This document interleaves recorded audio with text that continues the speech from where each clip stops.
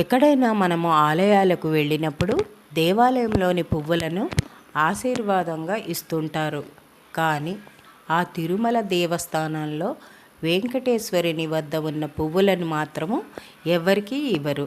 మరి ఆ పువ్వులను ఏం చేస్తారంటే, తిరుమల వెంకటేశ్వరుని నిత్యము అనేక పువ్వులతో పూజిస్తూ ఉంటారు.